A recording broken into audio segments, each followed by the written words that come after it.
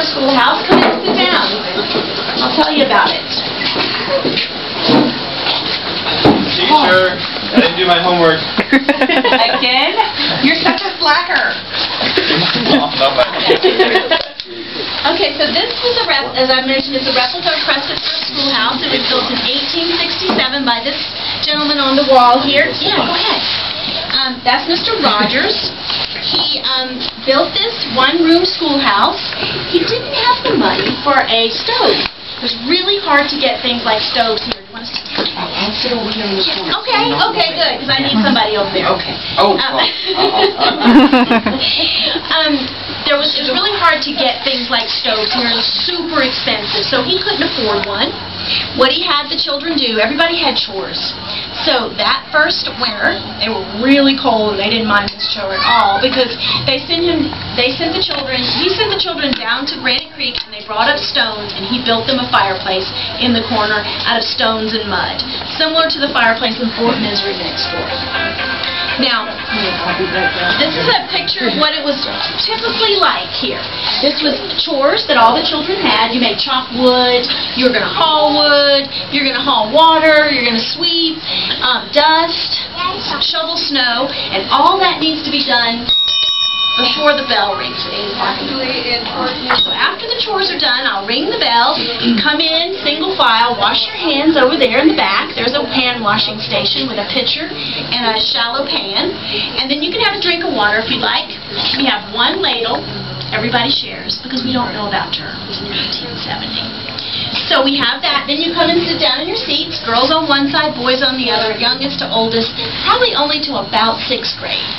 And then you're too old to come to school. You need to work in the fields or work the cattle. Now, we only have school from about November to March, and that's when there's no farming going on or cattle ranching. It's quiet for the winter, so the families let children come to school. Now, they were sparing children from work because farms are very, very hard work in pioneer times.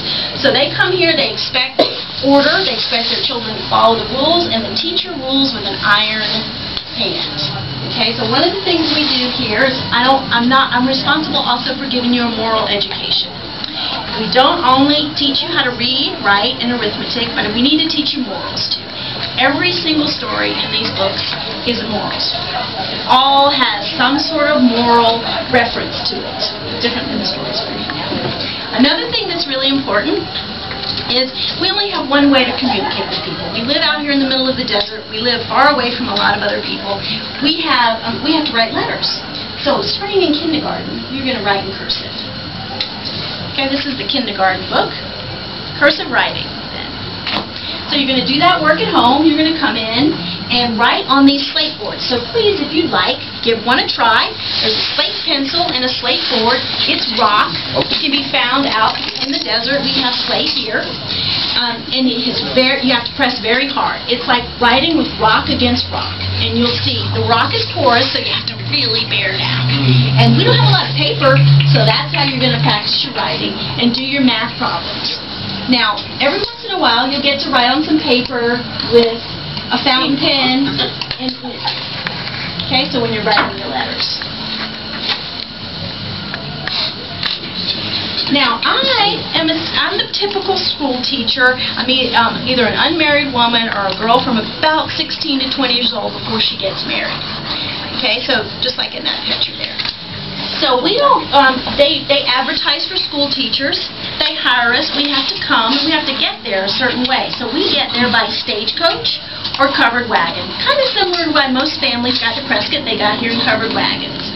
So when I get here, though, where am I going to live? I live with the families.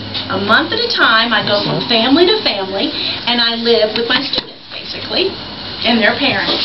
They provide me with meals and a place to live in. The house may be as big as this one, or as big as the ranch house. It's going to be small. Most of the houses out here are small, unless you're very wealthy. Then you may have one of the bigger Victorian houses. So during those 4 to 5 months a year, I live with the families from house to house. You guys have any questions? What did they pay you? Very little. I know. We don't know some of those details because those weren't written down in the advertisements, as I said, to find out. We can only find out most of these things through the Prescott Miner, which is a newspaper from back then in 1867 to 1870 times. And we also can read it in journals and diaries that people like Charlotte Hall wrote down the actual facts.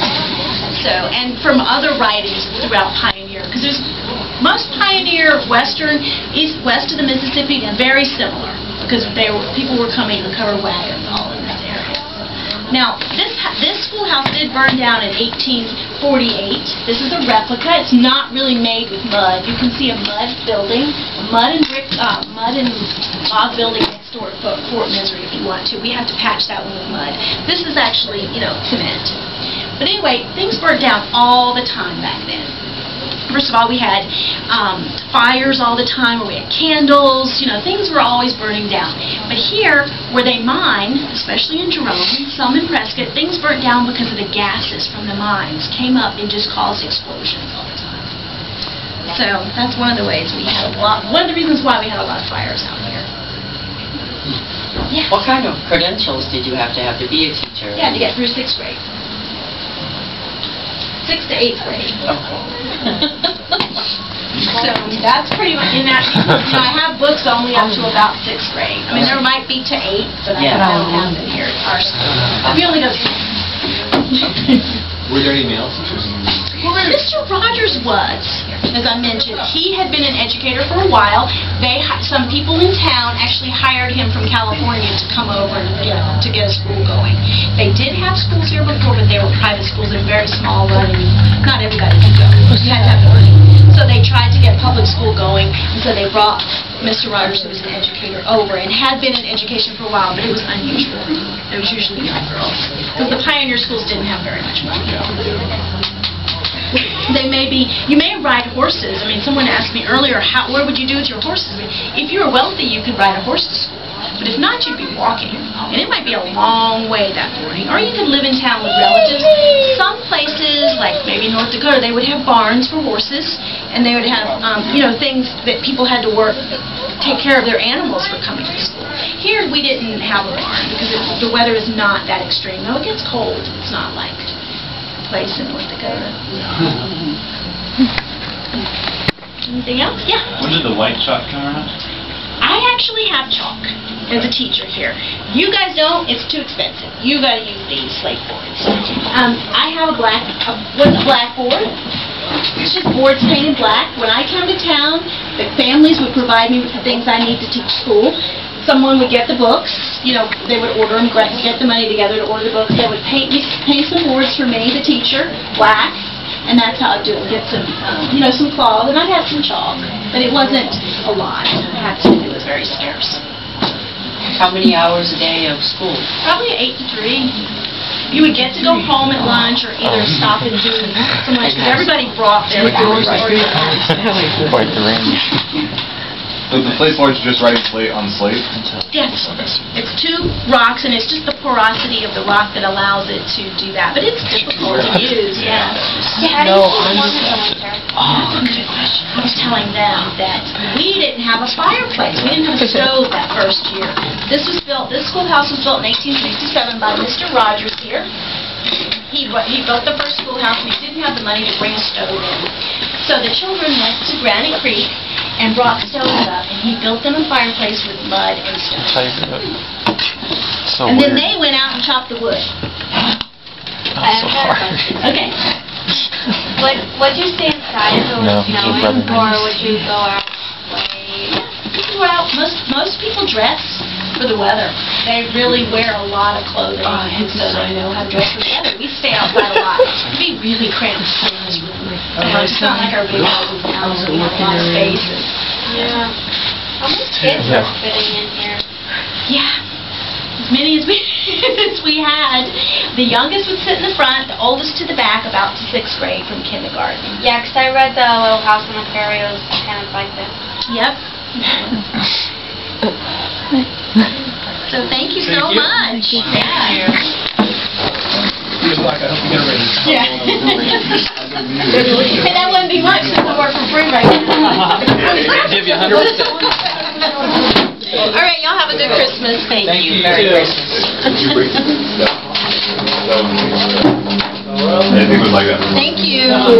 Little dolls, or they make them? Oh yeah, this is just examples of things that the kids would do in the winter. They may make Little dolls. corn husk dolls, or they'd Yeah. sew everything. You know, they don't.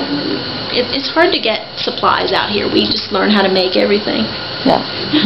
All right. Quilts out of like old clothes and stuff like that too. Yeah. Well, thank you. Thank you.